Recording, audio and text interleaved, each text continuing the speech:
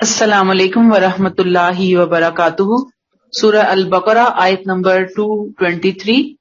نحمدہ ونصلی علی رسولہ الکریم، اما بعد فاعوذ باللہ من الشیطان الرجیم، بسم اللہ الرحمن الرحیم۔ رب اشرح لی صدری ویسر لی امری واحلل عقدۃ من لسانی یفقہوا قولی ربی زدنی علما۔ حیض کے بارے میں ہم احکامات دیکھ رہے تھے۔ آخری بات ہم نے جانی، اللہ توبہ کرنے والوں اور پاک صاف رہنے والوں کو پسند کرتا ہے، ان سے محبت کرتا ہے۔ اب وہ جو ہے نا توبہ کرنے والے، بس اس توبہ کو دیکھیے گا، یہ صرف زبانی کلامی توبہ نہیں ہے، بلکہ اپنے عمل سے، اپنے رویے سے، اپنی اصلاح کے بعد توبہ، ایسی توبہ اللہ کو پسند ہے۔ آج کی آیت، نساؤکم حرث لکم، تمہاری بیویاں تمہارے لیے کھیتی ہیں، تمہاری بیویاں تمہارے لیے کھیتی ہیں، تو اپنی کھیتی میں جس طرح چاہو آؤ، ود ان بریکٹ، اور اس کے ذریعے سے دنیا اور آخرت دونوں میں بریکٹ کلوز، اپنے لیے آگے کی تدبیر کرو، اللہ کی ناراضگی سے ڈرتے رہو، اللہ سے ڈرتے رہو، خوب جان لو کہ ایک دن تمہیں لازماً اس سے ملنا ہے، اور ایمان والوں کو ود ان بریکٹ اس ملاقات کے موقع پر فلاح اور سعادت کی بریکٹ کلوز خوشخبری سنا دو۔ حرثکم، تمہاری عورتیں تمہاری حرث ہیں، حرث کھیتی۔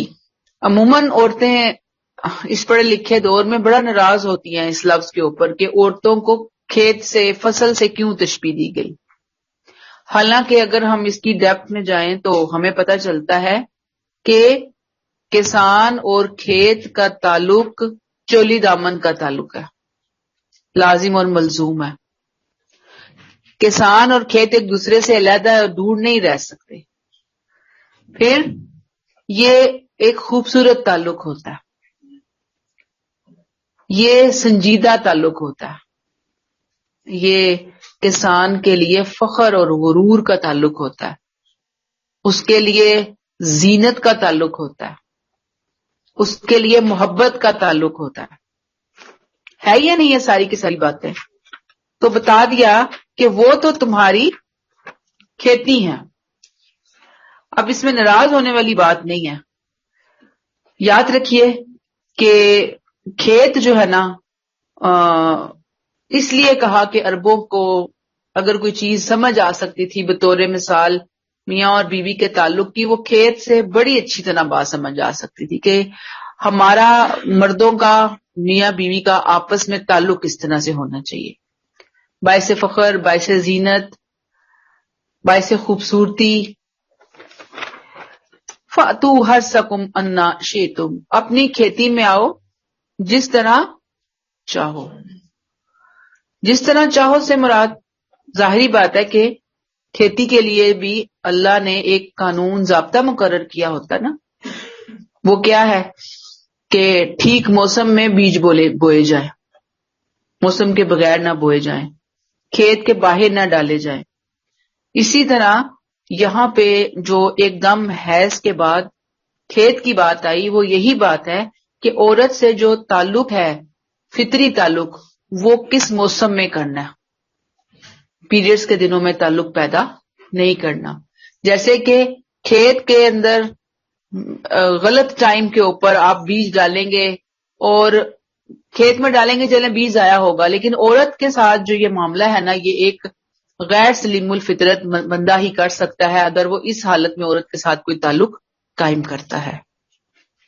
یہاں تک بات سمجھ میں آئی ہے؟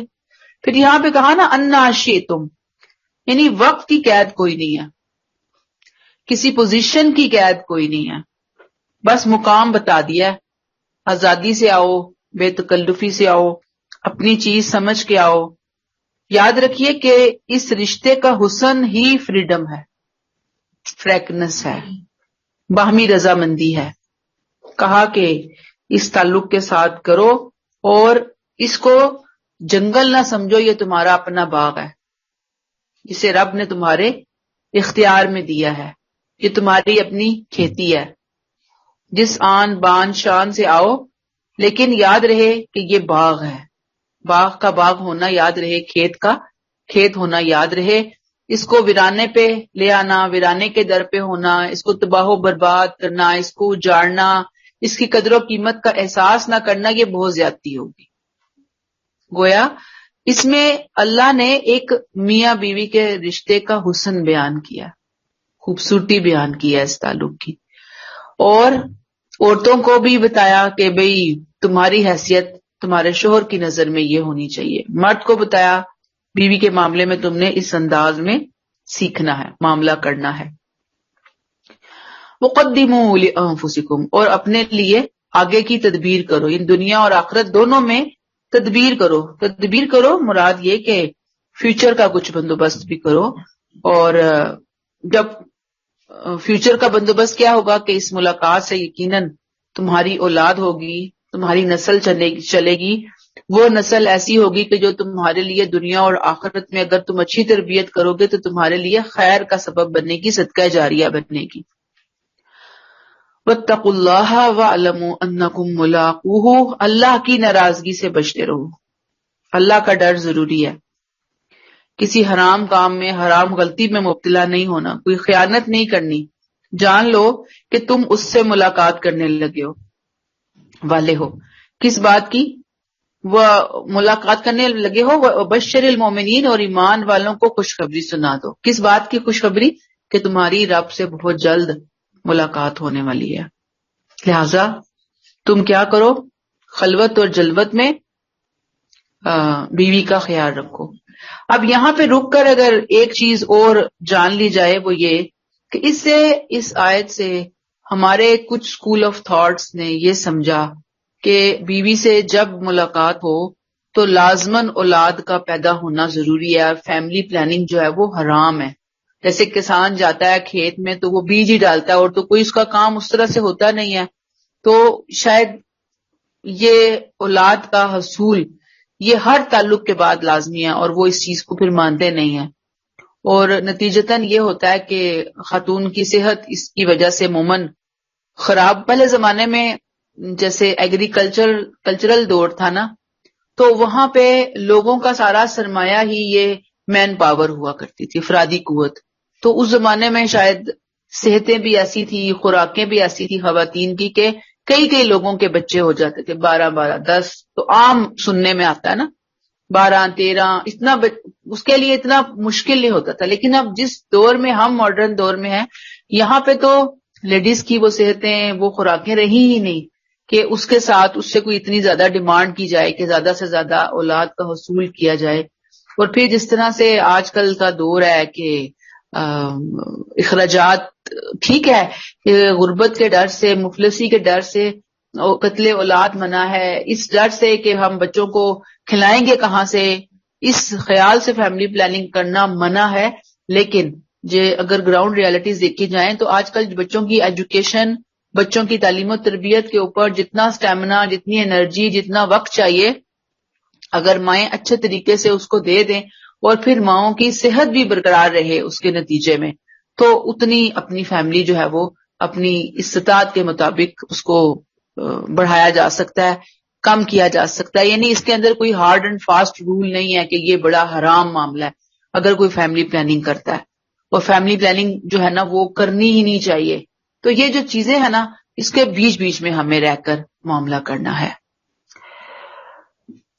اور آپ دیکھیں نا کہ ہر سال، 1 سال کے بعد ایک بیبی، 1 سال کے بعد 1.5 سال کے بعد، تو آپ دیکھیں بچوں کی تربیت، ان کی جو سارا معاملہ ہے وہ کیسے ہو سکتا ہے، ماں کے لیے تو بہت مشکل ہو جائے گا، اور پھر اس کے بچوں کو کون دیکھے گا، کون سنبھالے گا، کون سپورٹ کرے گا، مشکل ہو جائے گی صورتحال۔ تو ہر بندہ اپنے اپنے حالات اور واقعات کو دیکھتے ہوئے فیملی پلاننگ کر سکتا ہے، کوئی ممانعت نہیں ہے۔ یہ آیت جس طرح سے لوگوں نے لیا ہے ان کا اپنا ایک انداز ہے، لیکن جنرلی یہ آیت، یہ ویسالونہ کا عن المحیض 232 سے 222 سے 223 میں ایک ہی سیکوینس ہے نکاح کے حوالے سے، اور اس کو اللہ نے اس رشتے کو واضح کیا حرص کہہ کر، اس کی خوبصورتی واضح کی، اس کی قربت واضح کی، اس کے ساتھ ایک جو ایسوسیشن ہوتی ہے کہ کھیت کی کسان سے، کسان کی کھیت سے، اس کو اللہ نے واضح کیا ہے۔ آیت نمبر 224،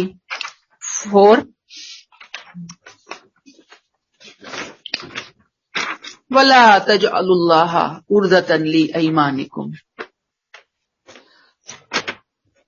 عورتوں سے متعلق بعض دوسرے معاملات بھی ہیں، انہیں بھی سمجھ لو۔ عورتوں کا نکاح کا معاملہ چل رہا ہے، اور بھی اس طرح سے ایک سوال اٹھتا ہے، ایک معاملہ کلیئر ہوتا ہے تو اللہ ساتھ ہی اسی سے ملتا جلتا دوسرا ایشو کو اس کو ڈسکس کر لیتے ہیں۔ کیا کہا اللہ نے؟ اپنی قسموں کے لیے اللہ کے نام کو دوسروں سے حسن سلوک کرنے اور حدود الہی کی رعایت کرنے اور لوگوں کے مابین صلح کرانے میں رکاوٹ نہ بناؤ، اور متنبہ رہو کہ اللہ سمیع اور علیم ہے۔ اب بات چونکہ نکاح پہ شروع ہوئی، میاں بیوی کے تعلق پہ شروع ہوئی، اسی سے ریلیٹڈ پھر حیض نفاس آ گئے، اسی سے ریلیٹڈ کھیتی کا ذکر آ گیا، تاکہ جو سمجھداری سے کام لینا چاہتے ہیں وہ سمجھداری سے کام لے لیں۔ یہاں پہ یہی کہا جا رہا ہے کہ غلط قسمیں کھا کر غلط چیزوں کو اختیار نہ کرو، احتیاط کرو اس سارے معاملے میں۔ کوئی ایسا نہ کہو قسم کھا کر کہ ہم یہ فلاں نیکی نہیں کریں گے، ہم وہ نیکی نہیں کریں گے، ہم تو خدا کی قسم یہ کام کرنے والے ہی نہیں ہیں۔ نیکی کے معاملے میں قسم نہ کھاؤ کہ ہم یہ نیکی نہ کریں گے۔ اللہ تعالیٰ نے یہاں پہ کچھ چیزوں کا ذکر کیا، وَلَا تَجْعَلُوا اللَّهَ عُرْضَةً لِأَيْمَانِكُمْ، اپنی قسموں کے لیے اللہ کے نام کو استعمال مت کرو۔ کیا ہے؟ ان تبروا، کہ حسن سلوک نہیں کرو گے۔ ایک دم قسموں کا ذکر کیسے آ گیا؟ بات تو عورتوں سے شادی، تعلق، کھیتی، حیض و نفاس کی ہو رہی تھی، قسمیں کہاں سے آ گئی بیچ میں؟ اصل میں آگے چل کے فوراً ہی آگے چل کر ایک حکم آ رہا ہے جس میں یہ لوگ قسمیں کھاتے کھاتے کیا قسم کھا لیتے ہیں کہ ہم اپنی بیوی سے تعلق قائم نہیں کریں گے، تعلق قائم نہ کرنے کی قسم کھا لیتے ہیں اور اللہ کو گواہ ٹھہرا لیتے ہیں۔ اللہ نے کہا اول تو ایسی کوئی قسم کھاؤ ہی نہ۔ کون سی قسم؟ جس سے اللہ کے حقوق تلف ہوں، تباہ ہوں، بندوں کے حقوق خراب ہوں۔ اور اگر کوئی خدا نہ خواستہ اس قسم کی کوئی قسم کھا لے تو اس کا کیا کام ہے؟ اس قسم کو توڑ دے، اس کا کفارہ ادا کر دے۔ وَلَا تَجْعَلُوا اللَّهَ عُرْضَةً، عرضہ کہتے ہیں نشانہ، ہدف، یعنی اللہ کے نام پہ بے ضرورت قسمیں نہ کھاؤ، بے فائدہ لا یعنی قسمیں نہ کھاؤ، خاص طور پر ایسی قسمیں جس سے نیکی کی جڑ کٹ رہی ہو، انسان نیکیوں سے دور ہو رہا ہو، جو صلح صفائی کے خلاف ہوں، صلح صفائی اصلاح کے خلاف ہوں۔ اللہ کے اتنے بڑے مقدس عظیم نام کو ایسی قسموں کے لیے استعمال کرنا ایسی بدبختی ہے کہ جیسے کوئی توپ سے مچھر مارنے کا کام لے۔ توپ تو مچھر مارنے کے لیے بنی ہی نہیں نا۔ تو یہ اللہ کی قسمیں کھا کھا کر اس کو کہاں پہ مس یوز کیا جا رہا ہے، اور قسمیں کھائی بھی جا رہی، ہم نیکی کے کام نہیں کریں گے، ہم صلح صفائی کا کام نہیں کریں گے۔ یہ اللہ کے نام کو عرضہ، یعنی وَلَا تَجْعَلُوا اللَّهَ عُرْضَةً لِأَيْمَانِكُمْ، اپنی قسموں کے لیے اللہ کے نام کو رکاوٹ نہ بناؤ، عرضہ نشانہ، ہدف نہ بناؤ، اللہ کا نام بیچ میں استعمال نہ کرو، کیونکہ جو اللہ کا پاک نام، اعلیٰ نام یوز کرتا ہے نا، اصل میں نیکی اور تقوی کی جڑ کاٹ دیتا ہے۔ اپنی زبانوں کو کنٹرول کرو، بے دڑک نہ بول دو ہم نے نہیں کرنا، ہمیں نہیں ضرورت فلاں نیکی کی، فلاں خیر کی۔ آپ کو کوئی توجہ دلائے کہ آؤ وہ نیکی کا کام کر لو، آپ کے نہیں، خدا کی قسم میں تو نہیں کرنے والی وہ کام، تو یہ غلط بات ہو جاتی ہے۔ یہ اللہ تعالیٰ یہاں پہ اصلاح فرما رہے ہیں۔ وَلَا تَجْعَلُوا اللَّهَ عُرْضَةً لِأَيْمَانِكُمْ، رکاوٹ نہ بناؤ اپنی اللہ کے نام کو اپنی قسموں کے معاملے میں. کیا کیا کام ہے؟ تبرو بر سے ہے. جیسے آیت بر ہم پڑھ کے آئے تھے نا، لیس البر، نیکی یہ نہیں. میں نے آپ کو بتایا تھا بہت وسیع مفہوم ہے عربی کے اندر. اور تتقوا، تقوی، حدود الہی کی رعایت کرنا. وتصلحوا بین الناس، لوگوں کے درمیان صلح کروانا، اصلاح کروانا.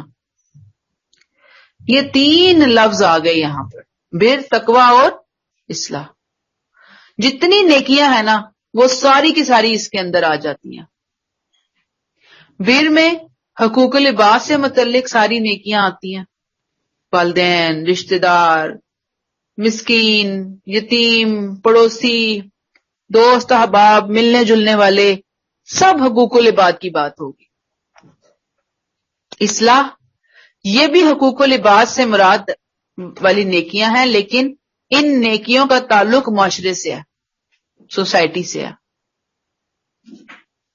اصلاح ہے نا، لوگوں کے درمیان اصلاح کرنا.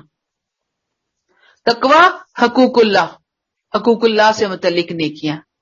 تو گویا حقوق اللہ بھی آ گئے، حقوق العباد بھی آ گئے، انفرادی طور پر بھی آ گئے اور اجتماعی طور پر بھی آ گئے. اب اللہ کیا کہتے ہیں؟ واللہ سمیع علیم، اللہ سننے والا ہے اور اللہ خوب جاننے والا ہے. مثلا اگر کوئی قسم کھا کر کہے کہ میں فلاں سے نہیں بات کروں گی، خدا کی قسم، میں فلاں نیکی کا کام نہیں کروں گی، میں تو ان 2 لڑنے والوں میں، اپنے رشتہ داروں میں، 2 خاندانوں میں، 2 فیملیوں میں، خدا کی قسم میں اب صلح نہیں کرواؤں گی. تو یہ جو قسم کھا کر اس طرح کے نیک کام نہ کرنے کا عہد کرنا ہے، اللہ نے کہا یہ بالکل غلط ہے. اپنی روٹین سے ان تمام باتوں کو نکالو.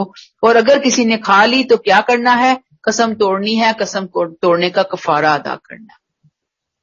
کفارہ کیا ہے؟ سورہ المائدہ میں ہم جا کر پڑھیں گے.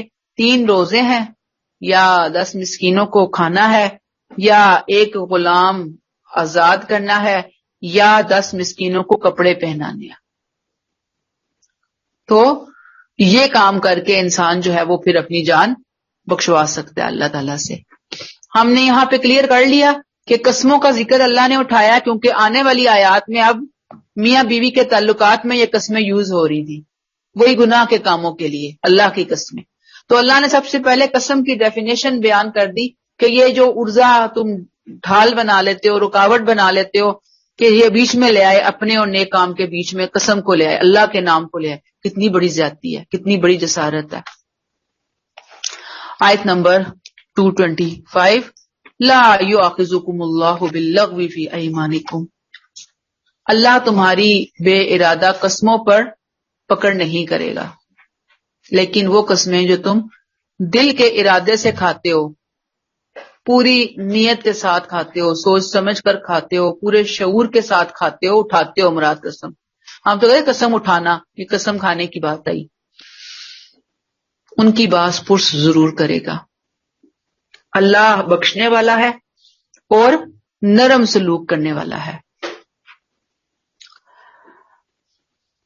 میں نے آپ کو بتایا نا کہ آگے آ رہا ہے نا حکم کہ بے سوچے سمجھے طلاق کیسے ہوگی، یہ معاملات کیسے ہوں گے. اللہ تعالیٰ اس کے لیے تمہید یہاں پہ اٹھا رہے ہیں. مراد یہاں پر کیا ہے کہ اگر کوئی ایسی قسمیں کھائے جو بے ارادہ قسمیں، لغو قسمیں، لا یؤاخذکم، اللہ ان پر تمہاری پکڑ نہیں کرے گا. پکڑ کرے گا کن پر کرے گا؟ ولیکن یؤاخذکم، یعنی باللغو فی ایمانکم پہ پکڑ نہیں ہے.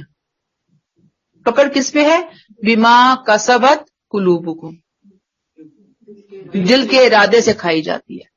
یعنی کون سی قسمیں ایگزیمپٹ کی اللہ نے جن کے اوپر پکڑ نہیں ہے؟ جو بالکل غیر اختیاری، غیر ارادی طور پر زبان سے نکل جاتی ہیں، جن کا تعلق صرف زبان سے ہوتا ہے، نہ دل سے، نہ دماغ سے، نہ ذہن سے.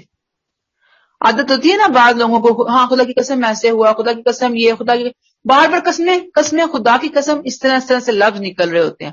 عادت تو نہیں ہونی چاہیے، لیکن اب اگر کسی کو عادت پڑی ہوئی ہے وہ اپنی عادت بدل ہی نہیں پا رہا، اور پھر اس کے منہ سے بار بار قسمیں سلپ ہو جاتی ہیں، قسم کا لفظ سلپ ہو جاتا ہے، تو اللہ نے کہا کہ ایسی غیر ارادی قسموں کے اوپر میں تم سے پکڑ نہیں کروں گا، گرفت نہیں کروں گا۔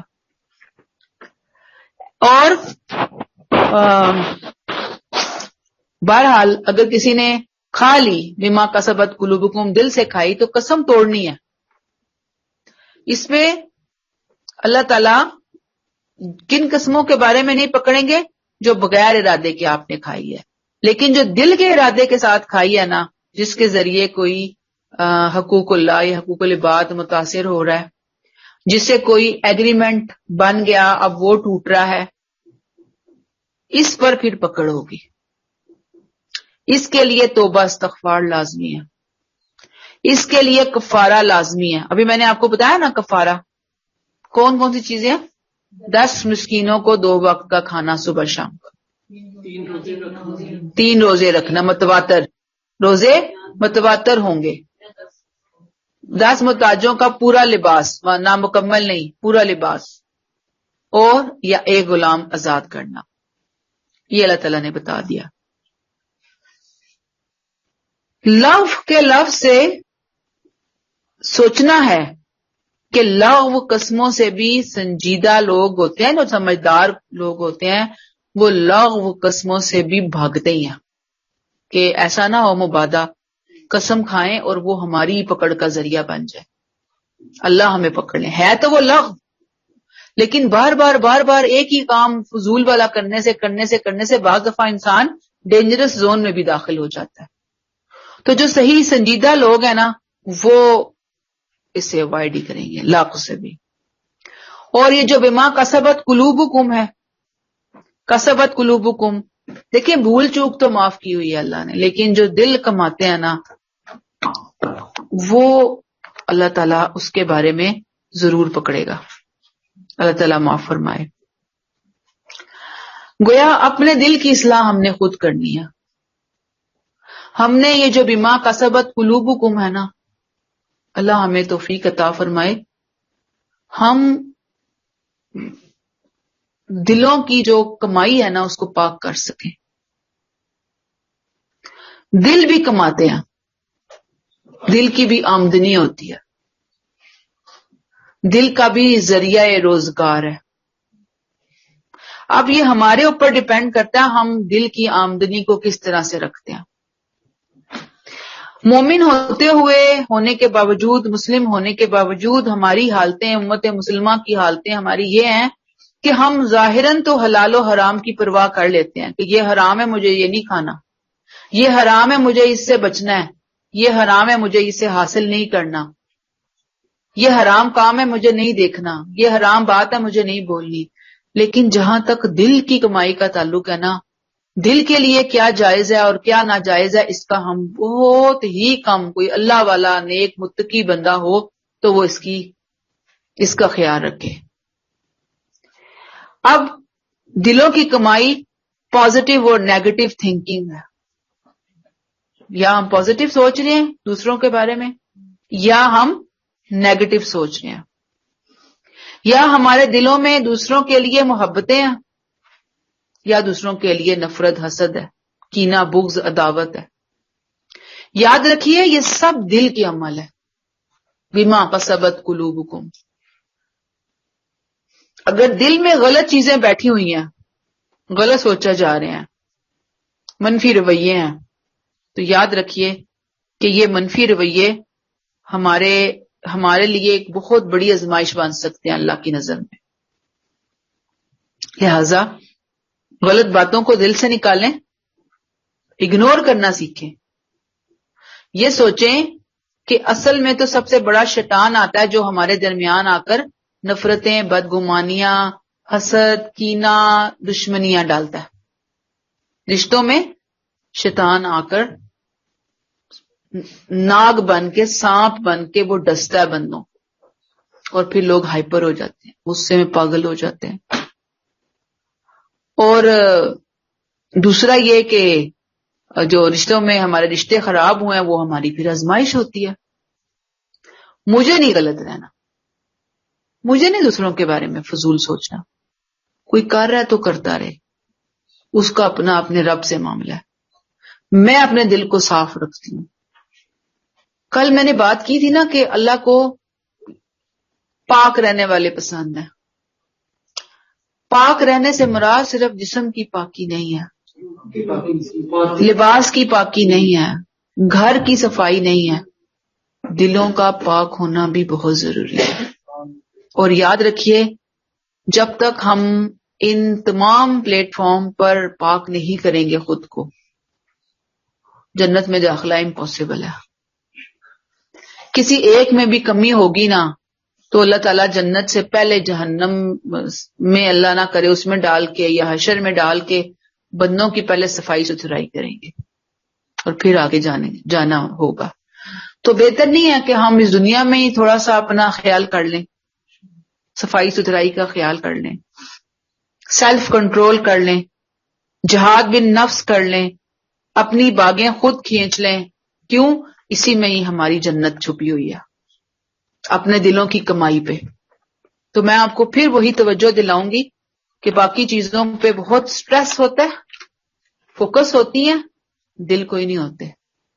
دل میں آتی ہیں، بعض دفعہ ہم لاتے ہیں، بعض دفعہ ہم خود سوچتے ہیں، نیگیٹیوٹی سے بھرے ہوئے ہوتے ہیں ہمارے دل. اللہ ہماری اصلاح فرمائے. استغفر اللہ. آیت نمبر 226. یہ ہے وہ مضمون جس کی وجہ سے قسم کھانے والا ٹاپک شروع کیا اللہ تعالیٰ نے، کیونکہ آگے میاں بیوی کے تعلق کے حوالے سے قسموں کی بات آ رہی تھی. اللہ نے جب قسم کی بات اٹھائی ساتھ ہی قسم کو واضح کر دیا، یہ فضول قسم کی قسمیں مت کھاؤ، نیکیوں سے دور رہنے کے لیے قسمیں مت کھاؤ. پھر اپنی بے ارادہ جو فضول قسم کی قسمیں ہیں ان سے اوائڈ ہی کرو، اور جو دل سے کھاؤ گے قسمیں نا جان بوجھ کے پلاننگ کے ساتھ سوچ کر، اس پہ میں تمہاری پکڑ کروں گا. اب آگے اللہ تعالیٰ پھر اسی ٹاپک پہ، للذین یؤلون من نسائہم، جو لوگ اپنی بیویوں سے نہ ملنے کی قسم کھا بیٹھے ان کے لیے 4 مہینے کی مہلت ہے. اگر انہوں نے رجوع کر لیا تو اللہ بخشنے والا اور اس کی شفقت ابدی ہے. لوگ اس وقت کیا کرتے تھے، بیوی ہوتے ہوئے بھی اس سے تعلق قائم نہ کرنے کی، اس سے کوئی معاملہ نہ کرنے کی قسم کھا لیتے تھے، اور نہ بیوی رہتی تھی نہ بیوی آزاد کہلاتی تھی، وہ درمیان میں پھنسی ہوئی اٹکی ہوئی لٹکی ہوئی رہتی تھی. اللہ نے یہاں پر اس چیز سے منع کیا، کہا کہ اگر اس طرح کی کوئی قسم کھائی گئی کہ جس سے عورت لٹک گئی، معلق ہو گئی، یاد رکھو کہ یہ قسم انصاف اور تقوی کے خلاف ہے. اللہ اس بات پہ پوچھے گا. تمہارے پاس 4 مہینے کی ڈیوریشن ہے، اس 4 مہینے کے اندر قسم توڑ کر بیوی سے رجوع کرو، اور اگر 4 مہینے گزر گئے تو سمجھو طلاق، بس طلاق ہو گئی ہے، طلاق دے دو، ختم کر دو اس معاملے کو. للذین یؤلون من نسائہم تربص 4 اشہر، جو لوگ اپنی بیویوں سے نہ ملنے کی قسم کھا بیٹھے ان کے لیے 4 مہینے کی مہلت ہے. اگر انہوں نے رجوع کر لیا تو اللہ بخشنے والا ہے اور اس کی شفقت ابدی ہے. یہاں تک کلیئر ہو گئی. اب علماء یہ کہتے ہیں کہ اگر 4 مہینے گزر گئے رجوع نہیں کیا تو کیا ہوگا؟ فقہا کہتے ہیں کہ 1 طلاق رجعی ہوگی، یعنی کہ وہ رجوع کر سکتا ہے، 1 ہی طلاق ہوئی ہے. کسی نے کہا نہیں 2 طلاقیں ہو گئی اس کو، کسی نے کہا نہیں جج جو ہے وہ اس کو کورٹ میں بلائے گا، وہاں وہ ڈیسائیڈ کرے گا. کسی نے کہا کہ عورت کورٹ جا کر خود طلاق لے لے گی کہ یہ شوہر جو ہے یہ مجھ سے کوئی تعلق واسطہ نہیں رکھنا چاہتا. اللہ کہتے ہیں اگر لوگ رجوع کر لیتے ہیں تو اللہ بخشنے والا، معاف کرنے والا، مہربان ہے. قسم توڑنے کا کفارہ تو ادا کرنا ہوگا لیکن تعلق قائم ہو جائے گا. اب اس سے ایک اور بات سمجھ آتی ہے کہ کوئی شرعی بغیر کسی جینون ریزن کے عورت سے ازدواجی تعلقات منقطع نہیں کیے جا سکتے. یہ بہت بڑا گناہ ہے، یہ عورت کا حق ہے، اور اسے ادا نہ کرنے پر شوہر دنیا اور آخرت دونوں میں مجرم ہے. یہی معاملہ بیوی کا بھی ہے کہ وہ بھی کسی بغیر معقول وجہ کے شوہر سے یہ تعلق قائم کرنے سے انکار نہیں کر سکتی. ہاں اگر ناراضگی کوئی نہیں ہے،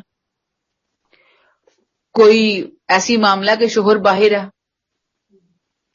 یا شوہر بیمار ہے یا بیوی بیمار ہے کہ تعلقات قائم نہیں ہو سکتے، تو کوئی حرج نہیں ہے، پھر ممانعت نہیں ہے۔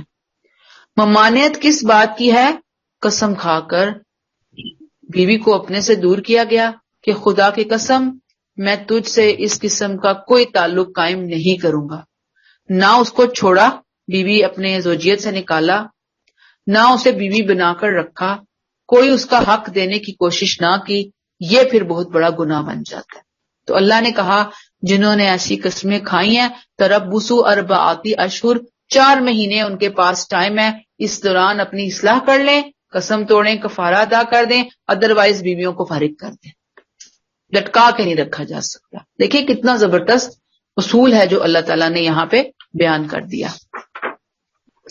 آیت نمبر 227، وَإِنْ عَزَمُوا الطَّلَاقَ، اور اگر انہوں نے طلاق کا فیصلہ کر لیا تو انہیں معلوم ہونا چاہیے کہ اللہ سب کچھ سنتا اور جانتا ہے۔ کنہوں نے طلاق کا فیصلہ کر لیا؟ اس نے، مرد نے کہا میں نے نہیں رکھنا، وہی جو قسمیں کھائی ہیں، 4 مہینے گزر گئے، اب وہ نہیں رکھنا چاہتا، ٹائم ایکسپائر ہو گیا 4 مہینے کا، طلاق کا ارادہ ہو گیا، انہیں پتا ہونا چاہیے کہ اللہ سب کچھ سنتا اور جانتا ہے، یعنی طلاق کا اس نے فیصلہ کر لیا۔ دیکھیں یہاں پہ لفظ ہے نا عزم الطلاق، عزم کر لیا۔ عزم کس چیز کا ہوتا ہے؟ میں نے وہاں جانے کا فیصلہ، عزم ہوتا ہے فیصلہ کر لیا، صرف ارادہ نہیں، عزم ہوتا ہے فیصلہ کر لیا، آپ نے ڈیسائیڈ کر لیا، پکا فیصلہ۔ عزم جو ہے نا پکا فیصلہ ہوتا ہے، ڈیسیژن ہوتا ہے۔ بہرحال اللہ کا قانون، تمام حدود و قیود پیش نظر رہیں گی، اللہ ہر چیز سنتا اور جانتا ہے، کسی کے ساتھ زیادتی ہوگی تو وہ ہرگز اس سے چھپی ہوئی نہیں رہے گی۔ اس میں ہمارے کچھ اسکالر کہتے ہیں آیت 227 کی اس آیت اور اس لفظ سے، عزم الطلاق سے، کہ طلاق جب دی جائے گی تو بے ارادہ نہیں ہونی چاہیے، ریزن کے ساتھ، ریزن بھی اور سوچ سمجھ کر ہونی چاہیے، پورے پلاننگ کے ساتھ ہونی چاہیے۔ جیسے ہی ہم کسی سے شادی بیاہ کرتے ہیں تو سوچ سمجھ کے رشتہ بھیجتے ہیں نا، اس فیملی میں رشتہ کرنا ہے نہیں کرنا، یہ لڑکی سوٹ کرے گی، یہ لڑکا سوٹ کرے گا، آگے پیچھے 10 چیزیں دیکھتے ہیں، پھر ہم نکاح کا پیغام بھیجتے ہیں، شادی کرتے ہیں۔ ایسے ہی وہ کہتے ہیں کہ طلاق بھی عزم اور ارادے سے ہونی چاہیے۔ بات تو بہت اچھی ہے، لیکن ہمارے ہاں 99% شاید ابھی تک نہیں تو آپ کس نے کہا کہ واپس جاؤ؟ پہنچ جائیں آنے والے دنوں میں۔ بات بہت دل کو لگتی ہے، بڑی ویلڈ ہے نا، کہ یہ جو ہمارے ہاں غصے میں آتے ہیں، مرد طلاق دے دیتے ہیں، پھر بعد میں پچھتا رہے ہوتے ہیں، رو پٹ رہے ہوتے ہیں، پھر وہ حلالے کے چکروں میں پڑے ہوتے ہیں، پھر گھر ٹوٹ جاتے ہیں، اور بہت کچھ ہو رہا ہے طلاق کے معاملے کے اوپر۔ ہوگا کیا؟ عزم الطلاق، عزم کریں گے، طلاق کا فیصلہ کریں گے، پھر طلاق دیں گے، اس کو اس کا پورا پروسیجر اختیار کیا جائے گا اور پھر طلاق دی جائے گی۔ اصل یہ ہے طلاق دینے کا سٹائل یہ ہونا چاہیے۔ ہمارے ہاں غلط بات یہ ہے، پھر لوگ کہتے ہیں آگے سے جی پیار میں بھی کبھی کسی نے طلاق دی ہے، دیتے ہی غصے میں ہے طلاق۔ پھر غصے میں بھی طلاق ہے تو غصے میں ایسی طلاق کو پھر امپلیمنٹ نہیں ہونا چاہیے، لیکن بات یہ ہے کہ اب یہ ہم بہت دور نکل جائیں گے۔ دیکھیں آگے ہم طلاق کا ٹاپک پڑھ رہے ہیں، اللہ سے دعا کریں کہ کیا ہوگا اور کیسے ہوگا اس سارے معاملے کے اندر۔ یاد رکھیے طلاق کا جو طریقہ ہے نا، ایک ہی طریقہ ہے۔ آپ فقہ کی کتابیں پڑھیں، آپ کو 10 طریقے نظر آئیں گے طلاق کے۔ ایک ہی طریقہ ہے طلاق کا، اور وہ طریقہ کیا ہے کہ سوچ سمجھ کر پلاننگ کے ساتھ عورت کی حالت پاکیزگی والے ڈیز میں اس کو ایک لفظ بولا جائے کہ تمہیں طلاق ہے، بس۔ اس کے بعد 3 مہینے تک مرد عورت کو گھر سے نہیں نکالے گا، قرآن کہتا ہے، نہ عورت خود نکلے. ہمارے یہاں ہوتا ہے یہ، ادھر طلاق ہوئی، ادھر بوریا بسترا گول، اس نے بھی دھکے لگائے، وہ خود بھی نکلنے کے لیے تیار ہوتی ہے. غصہ اتنا آ جاتا ہے، اس نے بولا تو بولا کیوں یہ لفظ مجھے. قرآن کہتا ہے کہ ایسے دیکھیں سنجیدگی کے ساتھ. جیسے بات پہلے سے ایک پلاننگ چل رہی ہے گھر میں، مرد کہہ رہا ہے کہ میں اب بہت سوچ بچار کر رہا ہوں اور بہت مشکل ہو گیا ہے، عورت بھی کہتی ہے کہ ٹھیک ہے تم کر لو. یعنی ایک طریقے سے چل رہے ہیں نا گھر میں، جیسے طور طریقہ ہونا چاہیے، جو کہ ہمارے ہاں ہے ہی نہیں بالکل بھی. تو جب اس طریقے سے طلاق ہوگی تو میرا خیال ہے کہ پھر وہ اس کو رکھے گا بھی اور وہ رکے گی بھی، کہ بھی اب کس اللہ نے جب ایک پروسیس بتایا ہے کہ 3 مہینے کے اندر اندر رجوع کر سکتا ہے، تو وہ سوچے گی کہ کیا پتا میرا شوہر اتنا غصہ آ گیا ہے، اس کا دماغ خراب ہو گیا ہے، یہ پٹڑی سے اتر گیا ہے، ممکن ہے 3 مہینے کے اندر اندر یہ رجوع کر لے عدت کے اندر اندر. اور شوہر بھی سوچے گا، کچھ نہ کچھ پلاننگ ہوگی، 3 مہینے میں ممکن ہے کول ڈاؤن ہو جائے وہ معاملہ. اب 3 مہینے گزر گئے، شوہر نے نہیں ہاتھ نہیں بڑھایا صلح کا، رجوع کرنے کی طرف نہیں آیا. وہ 3 مہینے کے بعد عورت آزاد ہے، طلاق ہو گئی، پوری امپلیمنٹ ہو گئی ہے. اب وہ عورت جہاں چاہے جس سے چاہے شادی کر سکتی ہے، کوئی پابندی نہیں ہے. وہ نہیں شادی کرتی، وہ دوبارہ چاہتے ہیں کہ ہم دوبارہ میاں بیوی بن کے رہیں. تو دوبارہ میاں بیوی بننے کے لیے کیا ہوگا کہ وہ زندگی میں جب بھی آپس میں ملنا چاہیں گے، جسٹ وہ نکاح کی رسم کریں گے، نکاح کریں گے اور وہ دوبارہ میاں بیوی کی طرح رہنا شروع کر سکتے ہیں. کوئی پرابلم، کوئی تکلیف ہے ہی نہیں، سمپل طریقہ ہے. پہلی طلاق جب مرد نے دی، جو میں نے آپ کو بتایا، اصل طریقہ یہ ہے، فیورٹ پسندیدہ طریقہ ہے یہ ایک طریقہ. اب لوگوں نے جو آگے طلاقوں کے طریقے نکالے ہیں، پتہ نہیں کہاں سے نکالے ہیں، اللہ ہی بہتر جانے. طلاق بدعت ہے، طلاق حسنہ ہے، طلاق سنت ہے، طلاق یہ ہے، طلاق وہ ہے، کہاں سے آئی اللہ ہی بہتر جانے. خود جواب دے لیں گے لوگ جا کر، جو اس طرح سے لوگوں کو پٹیاں پڑھا کر لوگوں کے گھر اجڑتے ہیں. ابھی ہو جاتی ہے، شیطان آ جاتا ہے رشتوں کے درمیان. گھر کو جوڑنے کی کوشش کرنی چاہیے نا. فیملیز ہوتی ہیں، بچے ہوتے ہیں، بعض دفعہ فیملیز کا ٹوٹنا بچوں کے لیے بہت نقصان دہ بن جاتا ہے. گھر کو جوڑنے والی بات کریں، ہمارے ہاں تو بہت ہی الٹی گنگا چل رہی ہوتی ہے. علم کی کمی ہے، اور اگر ہے بھی تو وہ ایک اپنے ایک سٹائل کے اندر لوگ چل رہے ہوتے ہیں. اچھا جی، اب مزید ہم طلاق کو لیں گے، آگے چلیں. آپ ابھی کوئی کوشچن جو ہے نا آپ کے ذہن میں ہوا تو ذہن میں رکھیے گا. جب میں طلاق کا ٹاپک پورا پڑھا دوں گی پھر ہم اس موضوع کو دیکھ لیں گے انشاءاللہ تعالی. آیت 228 اللہ تعالیٰ کہتے ہیں کہ طلاق ہو گئی ہے نا، ان عزم الطلاق، طلاق کا اس نے ارادہ کر لیا ہے. والمطلقات یتربصن بانفسہن ثلاثۃ قروء، جن عورتوں کو طلاق دی گئی وہ اپنے آپ کو 3 پیریڈز تک، حیض تک انتظار کرائیں. اگر وہ اللہ اور روز آخرت پر ایمان رکھتی ہیں تو ان کے لیے جائز نہیں ہے کہ اللہ نے جو کچھ ان کے پیٹ میں تخلیق کیا ہے اسے چھپائیں. اور اگر ان کے شوہر معاملات کی اصلاح چاہیں تو وہ اس عدت کے دوران میں انہیں پھر اپنی زوجیت میں لینے کے زیادہ حقدار ہیں، اور یہ اس لیے کہ اس میں شبہ نہیں. Bracket close. بیویوں کے لیے بھی اپنے شوہروں پر معروف طریقے پر ویسے ہی حقوق ہیں جیسے شوہروں کے حقوق ان پر ہیں، لیکن مردوں کے لیے یعنی شوہر کی حیثیت سے یہ ذہن میں رکھیے گا، بریکٹ کلوز، ان پر ایک درجہ ترجیح کا ہے. اللہ زبردست اور بڑی حکمت والا ہے. والمطلقات یتربصن بانفسہن ثلاثۃ قروء، جن عورتوں کو طلاق دی گئی وہ اپنے آپ کو 3 حیض تک انتظار کروائیں. قروء، اب قروء کے لفظ کو آپ اٹھائیں نا، فقہ کی کتابوں میں اتنی ڈیبیٹ آپ کو ملے گی. ایک کہتا ہے قروء کا مطلب حیض کی حالت میں طلاق دینا ہے، ایک کہتا ہے قروء کا مطلب پاکیزگی کی حالت میں طلاق دینا ہے. ویسے ہیں اس موضوع کے اوپر بہت زیادہ. ہمیں جو بات سمجھنی ہے وہ یہی سمجھ میں آ رہی ہے کہ عورت جو ہے نا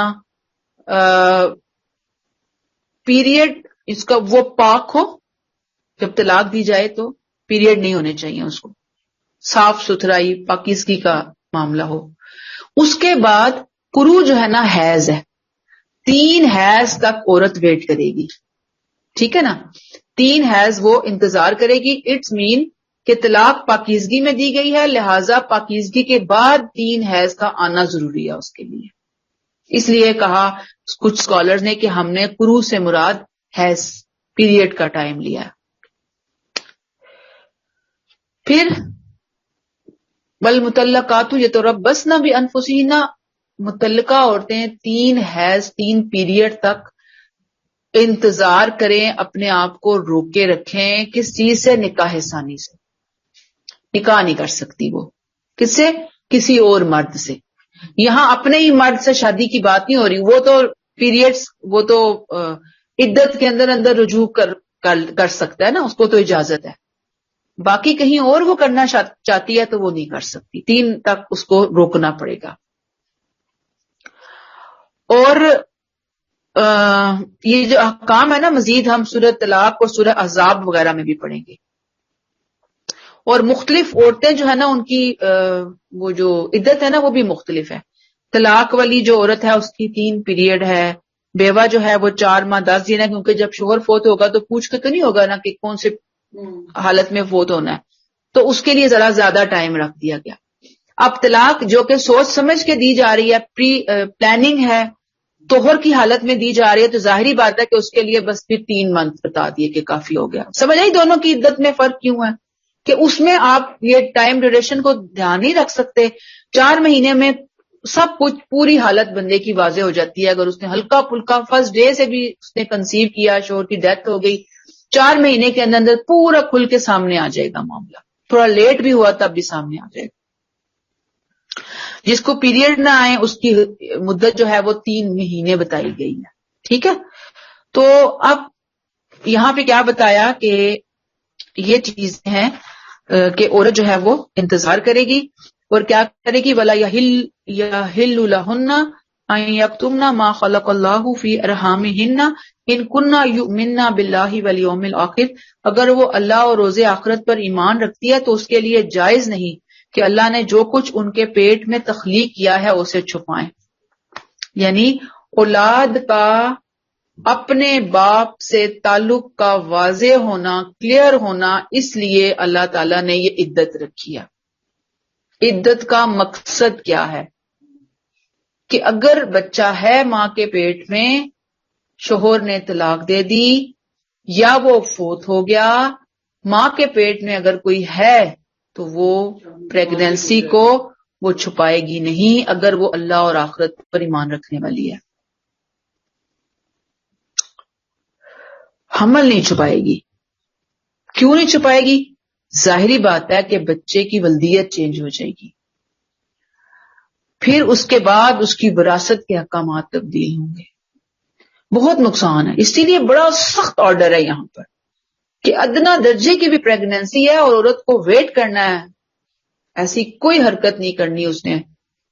ایون ہم پڑھیں گے بھی آگے بھی جا کر کہ تعلق نہیں رکھنا، کسی قسم کا کسی شادی بیاہ کے پیغام تک نہیں ہونے چاہیے اس طریقے سے کہ کہیں کسی کو شبہ نہ پڑ جائے کہ نہیں بچہ اس کا نہیں اس کا ہے. اب تو خیر ڈی این اے اور بہت چیزیں آ گئی ہیں نا، پہلے تو یہ سب چیزیں نہیں تھی، ویٹ ہی کرنا پڑتا تھا، تو یہ ویٹ کرنے کا کہہ دیا گیا.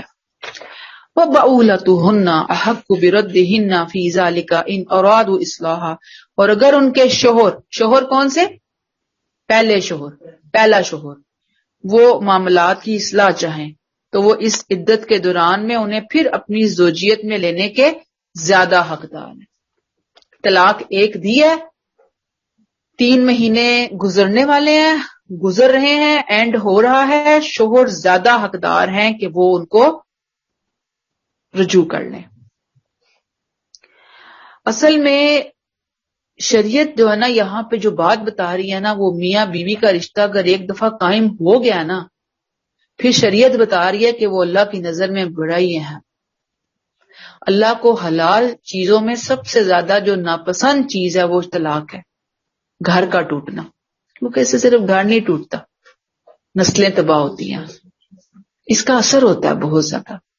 لہذا یہ رشتے قائم بھی کرتے ہیں تو سوچ سمجھ کے، اور جب ان کو توڑا جاتا ہے تو بھی سوچ سمجھ کے. اگر وقتی ناراضگی ہوگی نا تو عدت کے اندر اندر مرد کا بھی غصہ ممکن ہے ٹھنڈا ہو جائے، عورت کو بھی ہوش آ جائے.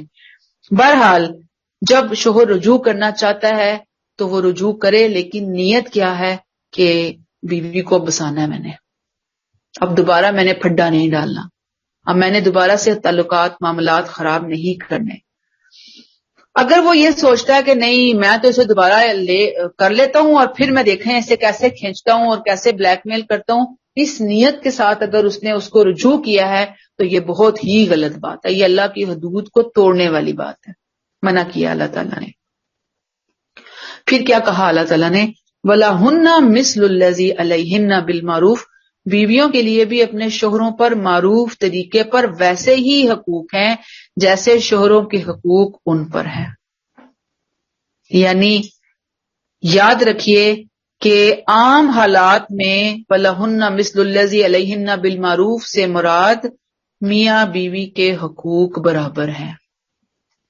جو حق شوہر کا ہے وہی حق بیوی کا ہے، جو حق بیوی کا ہے وہی حق شوہر کا ہے. بہرحال شوہر کو وَلِلرِّجَالِ عَلَيْهِنَّ درجہ، شوہر کو ایک درجہ زیادہ حق دیا گیا ہے، اضافی حق دیا گیا ہے. یہ حق شوہر کو دیا گیا ہے، مرد کو نہیں دیا گیا. یاد رکھیے کہ بیٹا ہے، بھائی ہے، باپ کو تو چلیں ہوتا ہی ہے اولاد کے اوپر حق، لیکن شادی وادی ہو جاتی ہے اگر بچی کی تو پھر حق جو ہے نا یہاں پہ جو مین حق جس کو ہم ہائی لائٹ کریں گے وہ شوہر کے حق کی بات ہو رہی ہے کہ وَلِلرِّجَالِ عَلَيْهِنَّ درجہ، مردوں کے لیے ان پر ایک درجہ ترجیح ہے، ایک درجہ اضافی ان کو حق ملے گا. وہ کیا حق ہے کہ وہ خاندان کا سربراہ بنا دیا گیا. اس وجہ سے اللہ نے اس کو زیادہ حق دیا کہ وہ طلاق کی گرہ اپنے ہاتھ میں رکھے گا. طلاق کی گرہ کھولنے کا، اس نوٹ کو کھولنے کا، طلاق کی گرہ کے سرے کو کھولنے کا رائٹ خاندان کے سربراہ ہونے کی حیثیت سے اللہ نے مرد کو دیا. باقی سارے حقوق مرد اور عورت کے برابر ہیں. اگر مرد کو عزت چاہیے تو عورت کو بھی چاہیے، مرد کو محبت چاہیے تو عورت کو بھی چاہیے، مرد کو کچھ چیز کی ضرورت ہے، ریکوائرمنٹ ہے تو عورت کی بھی ہو سکتی ہے. یعنی اتنی ایکوالٹی ہے دونوں کے اندر. اللہ کہتے ہیں نا وَلَهُنَّ مِثْلُ الَّذِي عَلَيْهِنَّ بِالْمَعْرُوفِ، معروف طریقے سے ویسے ہی حقوق ہیں بیویوں کے شوہروں پر، شوہروں کے بیویوں کے اوپر. اس کے بعد کیا کہا جا رہا ہے یہاں پر، یہ جو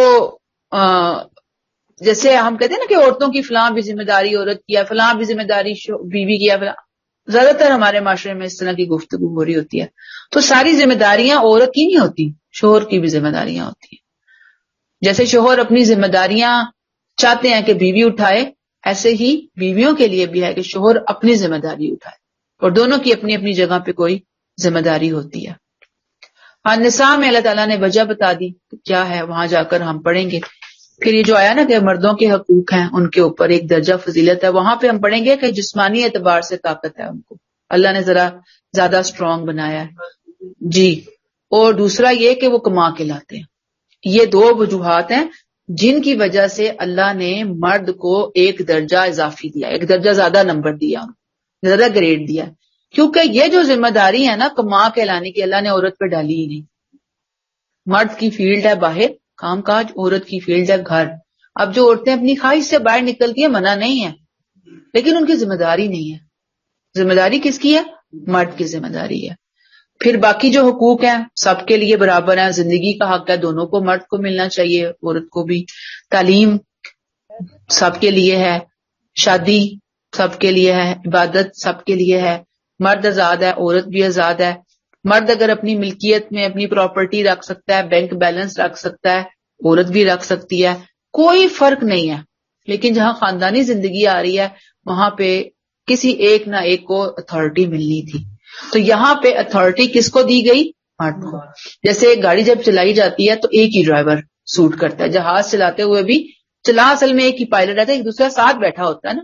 تو مراد یہ ہے کہ بیوی بھی ایسے ہی ہے کہ اصل گاڑی جو ہے نا سٹیئرنگ وہ مرد کے ہاتھ میں ہے، دونوں کے ہاتھ میں نہیں دیا. جہاں پہ فیصلہ کرنا ہے، جہاں پہ معاملے کو بہتر بنانا ہے، وہاں پہ دونوں چیزیں آ جائیں گی.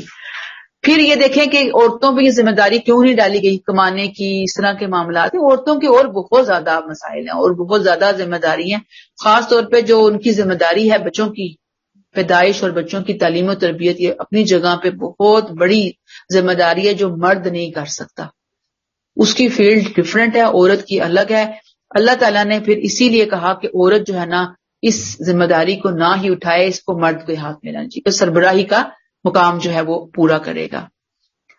پھر اس میں ایک بات اچھی طرح سمجھ لیں، عورتیں عموماً ناراض ہوتی ہیں نا اس بات سے، وَلِلرِّجَالِ عَلَيْهِنَّ دَرَجَةٌ. درجہ کا لفظ انہیں سوٹ نہیں کر رہا ہوتا، ہضم نہیں ہو رہا ہوتا پڑھی لکھی خاص طور پر خواتین کو. تو آپ دیکھیں کہ یہ جو درجہ ملا ہے نا یہ ان کو ایسے ہی نہیں مل گیا. درجے کا مطلب کوئی فخر کا حاصل ہونا نہیں ہے، کوئی ایوارڈ کا ملنا نہیں ہے. یہ جو درجہ ہے یہ بتاتا ہے کہ شوہر کی رسپانسبلٹی میں اللہ نے اضافہ کر دیا، عورت کو اللہ نے ایگزیمپٹ کر دیا اس رسپانسبلٹی سے. تو عورت کو تو خوش ہونا چاہیے کہ مجھے ایگزیمپشن مل گئی، رسپانسبلٹی اللہ نے مجھ پہ نہیں ڈالی، میری پوچھ کوئی نہیں ہونی، میری پکڑ کوئی نہیں ہونی. مرد کی تو پکڑ بھی ہونی ہے، مرد کی تو پوچھ بھی ہونی ہے. تو اس کی تو ذمہ داری ہے نا اگر وہ یہ اپنے کام نہیں کرے گا. جتنی پاور زیادہ ہوگی یاد رکھیے اللہ کی نظر میں اس کی اتنی ہی ذمہ داری ہوگی. اچھا یہ ایک اور بات یہاں پہ رک کر، یہ وَلِلرِّجَالِ عَلَيْهِنَّ دَرَجَةٌ، یہ جو درجہ ایک درجہ فضیلت ہے نا جس پہ عورتوں کو ہمیں بہت تپ چڑھتی ہے. مجھے تو نہیں، ویسے جنرل بات عورتوں کے حوالے سے کہہ رہی ہوں، خود کو رکھ کے عورت کی صف میں، کہ عورتوں کو جو تپ چڑھتی ہے اس کو سوچتے ہی نہیں نا کہ اصل میں تو اس کے اوپر بیچارے پہ ذمہ داری زیادہ ڈال گئی ہے. ٹھیک ہے. دوسری بات کہ یہ جو درجہ فضیلت ہے نا ایک درجہ اس کو زیادہ دیا گیا ہے، یہ دنیا میں ہی ہے، آخرت میں نہیں ہے. وہاں پہ عورت کی اپنی جنت ہوگی، مرد کی اپنی جنت ہوگی. جو جتنا اپنی فیلڈ میں رہتے ہوئے گڑ ڈالے گا، اپنی رسپانسبلٹیز کو نبھائے گا، اپنی ذمہ داریاں ادا کرے گا، اپنے حقوق و فرائض کا خیال کرے گا، اللہ نے آخرت میں اس کو اتنا مقام اور مرتبہ عطا کرنا ہے. اللہ نے وہاں یہ نہیں کہنا کہ یہ دنیا میں شوہر صاحب تھے تو ان کا مقام یہ ہے، اور یہ بیوی تھی بیگم صاحبہ ان کا درجہ یہ نیچے ہے، اور فلاں بھائی جو ہے وہ بڑا لائق فائق تھا اور بہن پیچھے رہ گئی تھی تو بھائی کو آگے لے کے جائیں گے اور بہن کو نیچے رکھیں گے. وہاں پہ ایسا نہیں ہوگا. اللہ کی نگاہ میں دنیا میں بھی دیکھیں، دنیا میں بھی ایسا نہیں ہے کہ مرد کا درجہ مقام زیادہ ہے عورت کا کم ہے. اللہ کی نگاہ میں ایسا نہیں ہے. یہ تو ایک طرح سے دنیا کا سسٹم چلانے کے لیے اللہ تعالیٰ نے ڈرائیونگ سیٹ کا وہ جو اس کی سٹیئرنگ ہے وہ مرد کو پکڑا دیا، بھئی تو چلا لے. ایک نے تو چلانا ہی تھا تو کہا مرد اٹھا لے یہ رسپانسبلٹی، بس اس کے علاوہ اور کچھ بھی نہیں ہے. عورتوں کو اپنی جگہ پہ اجر ملنا ہے، آخرت میں دونوں کے حقوق برابر ہیں. کس نے اپنی پرفارمنس اچھی دکھائی، اچھی کارکردگی شو کی، اس کی بنیاد پہ ملے گا. پھر کیا کہا، واللہ عزیز حکیم، اللہ زبردست اور بڑی حکمت والا ہے. حدیث ہے نا کہ لا ضرر ولا ضرار، نہ نقصان پہنچاؤ نہ نقصان اٹھاؤ. ہر ایک اپنے اپنے دائرے میں کام کرے، ہر ایک اپنی اپنی ذمہ داریوں کی ادائیگی کی فکر میں لگا رہے. یہ نہیں کہ فلاں نے میرا حق ادا نہیں کیا، فلاں نے میرے حق ادا نہیں کیے. ہر وقت یہی رو رہے ہوتے ہیں نا، فلاں نے یہ حق نہیں ادا کیا، فلاں. اب کسی نے نہیں کیا وہ بھگتے گا، وہ بچے گا تھوڑی. جس پہ زیادتی کی، میں نے کیا کرنا ہے، مجھے اپنی ذمہ داری کو نبھانے کی کوشش کرنی ہے. اگر یہ کوئی نہیں کرے گا تو اللہ تعالیٰ بہت عزیز ہے، وہ خود فیصلہ کرے گا، وہ دیکھ لے گا، وہ نافذ کرنے والا ہے، وہ پورا اختیار رکھتا ہے، وہ سب کچھ کرنے پر قادر ہے. تو اللہ تعالیٰ بندے کی اصلاح فرمائے. یاد رکھیے کہ یہ جو معاملات ہوتے ہیں نا، شادی بیاہ کے گھریلو معاملات، یہ عموماً افراد و تفرید کا بھی شکار ہو سکتے ہیں، جذبات کا بھی شکار ہو سکتے ہیں، غلطیاں بھی ہو سکتے ہیں. اینڈ میں اللہ نے اپنی 2 صفات العزیز الحکیم کا حوالہ دے کر بندوں کو بتایا کہ وہ اس کا ہر کام حکمت پر مبنی ہے. اس کی عزت کو، اس کی غیرت کو چیلنج مت کرو. جو کوئی کرے گا عذاب کو دعوت دے گا. اور اگر کسی سے کوئی غلطی ہو گئی انجانے میں تو اللہ معاف فرمانے والا، اور اللہ تعالیٰ اپنے حکموں کو امپلیمنٹ کروانے والا بھی. اللہ کے لیے کوئی چیز مشکل نہیں ہے. اگلا ٹاپک پھر طلاق کا آ رہا ہے. تھوڑا سا لمبا ہے ٹاپک طلاق کا. میں نے ابھی آپ کو بتایا مضمون چل رہا ہے. انشاءاللہ کل کریں گے، کیونکہ اگر میں نے ابھی شروع کیا تو 10 منٹ سے پہلے وہ گفتگو ختم نہیں ہوگی. ٹھیک ہے، تو یہاں پہ روک لیتے ہیں. سبحانک اللہم و بحمدک نشہد ان لا الہ الا انت نستغفرک و نتوب الیک. السلام علیکم ورحمۃ اللہ وبرکاتہ.